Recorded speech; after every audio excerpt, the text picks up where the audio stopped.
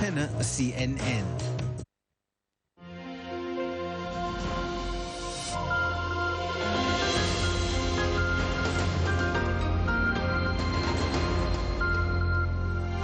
More pieces of the puzzle. Debris found in the Atlantic Ocean could help investigators piece the puzzle together. What really happened to Air France Flight 447?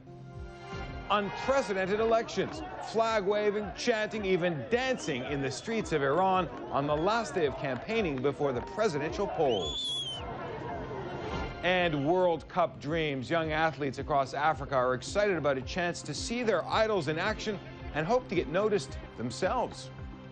It is 4 p.m. in Johannesburg, 6:30 p.m. in Tehran. Hello and welcome. I'm Jonathan Mann. From Tehran to Tijuana, wherever you're watching, this is Your World Today.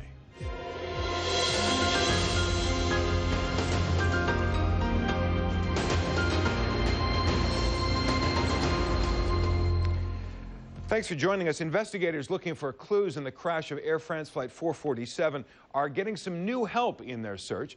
A French nuclear submarine arrived at the crash zone and immediately went to work with advanced sonar.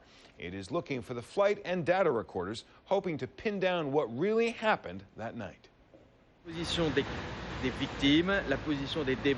position of victims and debris enable us to define the potential crash area.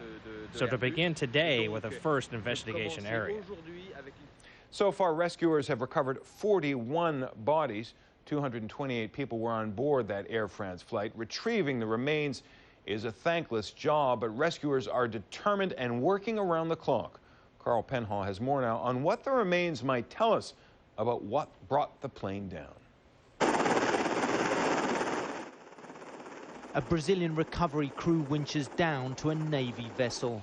Minutes later, the helicopter ferries its grim cargo ashore. The Atlantic Ocean is giving up the dead from Air France 447. These are the first bodies to reach dry land. More are on the way. The corpses are shrouded in body bags, some clearly bloated from days adrift in the sea. Forensic scientists stretcher them away for preliminary examination. The first task, identify the victims using DNA and distinguishing marks. Then experts say the bodies will be checked for burns, trauma and water in the lungs. Possible clues about why the Airbus crashed and whether it broke apart in the air or when it hit the water. As that investigation gets underway, the Brazilian military has no time to rest. Out to sea, Navy ships haul out part of the Airbus 330 tail section. There's no interruption to our search and recovery effort. We're still combing the areas where bodies have been found, he says. Fernando de Noronha Island is the launch pad for the air-sea operation, spread across an area the size of Great Britain. Oceanographers say the Atlantic there is 7,500 meters deep, which may put voice and data recorders beyond even the reach of French nuclear submarines. Compare this to other air disasters, few have been as challenging. TWA Flight 800 went down in 36 meters of water off New York in 1996. 2 years later, Swissair 111 plunged 55 meters into the sea off Nova Scotia. Most similar, perhaps, the case of South African Airways Flight 295 in 1987. It went down in around 5,000 meters in the Indian Ocean. Its data recorder was never found. As rainstorms lash this tropical island, more bodies are stretchered away. The final journey home may have begun for a handful of the victims, but hundreds of miles out there to sea, the search goes on for the others who perished aboard Flight 447.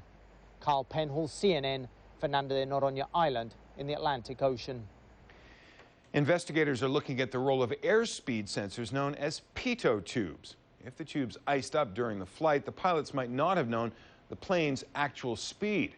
Airlines around the world have begun replacing the pitot tubes on their aircraft, and the European Aviation Safety Agency said that it was analyzing data to decide if issuing a mandatory order for corrective action is warranted.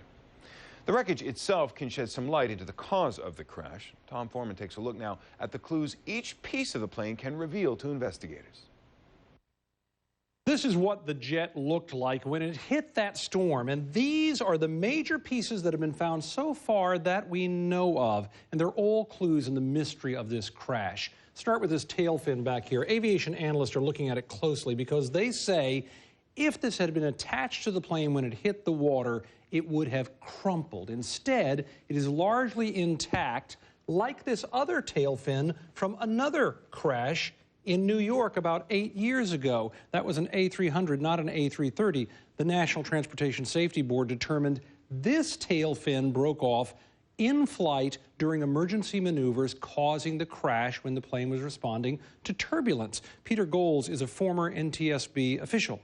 The pilot hit rough air. The rudder snapped full to the left. He then compensated, snapped back. He overcompensated, it snapped back.